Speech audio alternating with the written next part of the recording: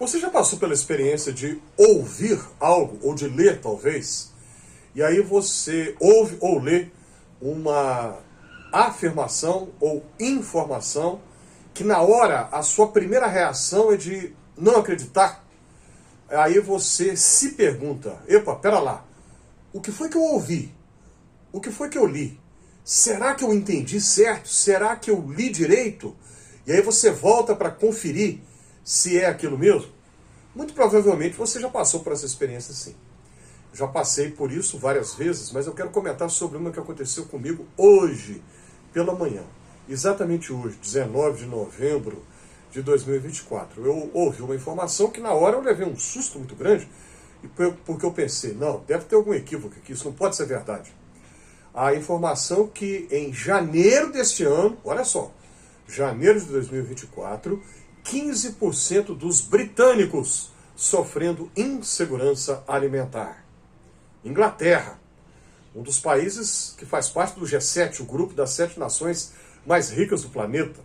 E a informação ainda dizia que isso, 15%, corresponde a cerca de 8 milhões de adultos, mulheres e homens já na idade adulta, e 3 milhões de crianças. Isso na Inglaterra.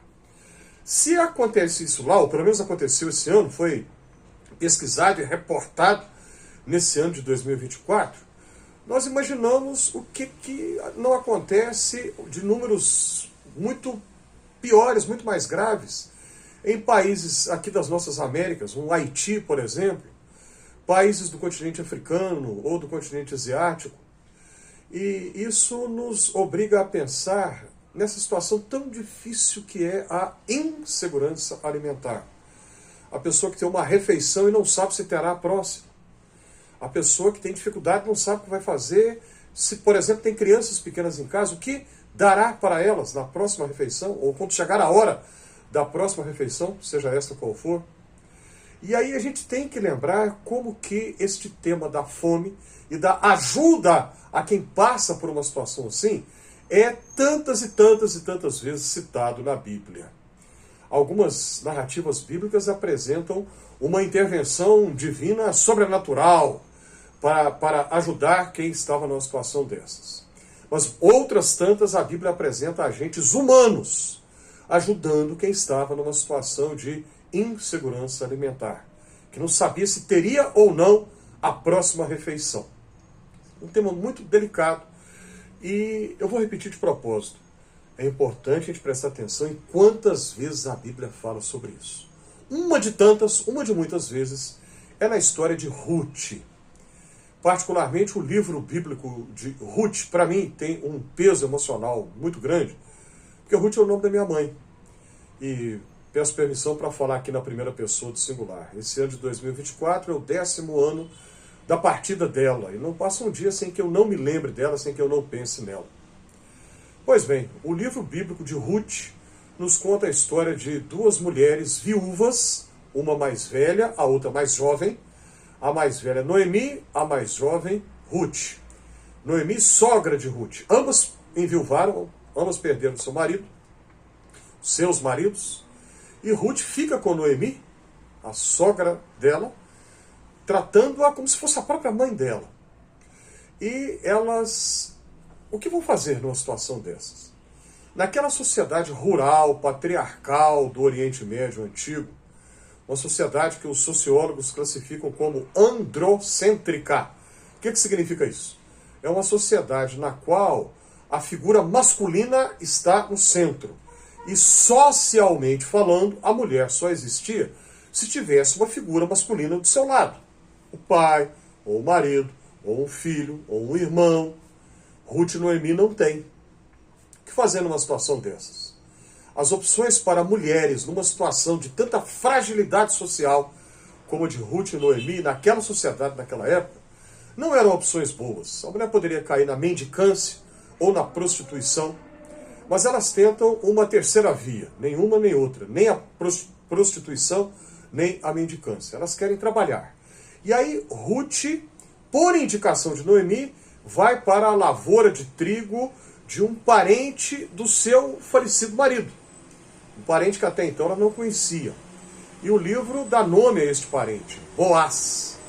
Boaz é descrito como sendo um homem próspero, ele tem muitos empregados, ele tem uma grande plantação, né, uma lavoura de trigo, e quando ele fica sabendo do que aconteceu, ele vai acolher a Ruth e a Noemi e vai ajudá-las, e no final da história ele se casará com Ruth.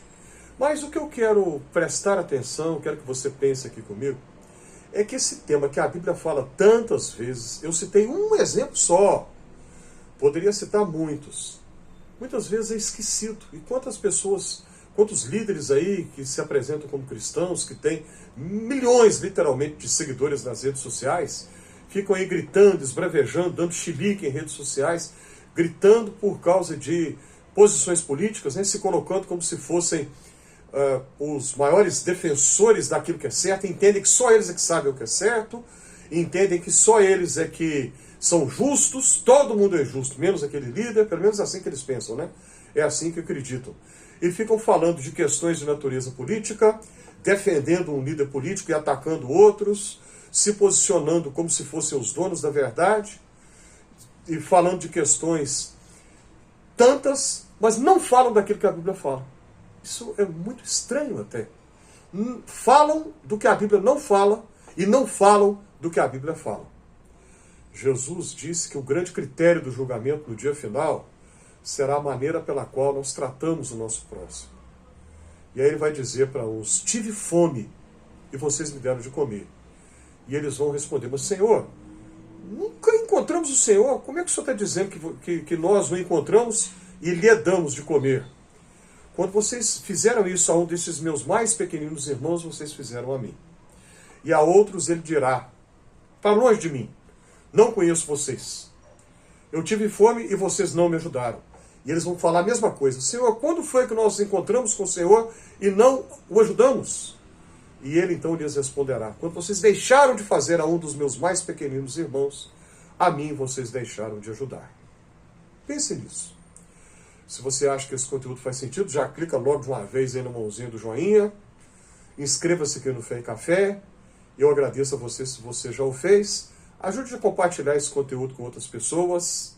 E mais uma vez, eu quero agradecer de novo a todos que já se inscreveram aqui. Muito obrigado.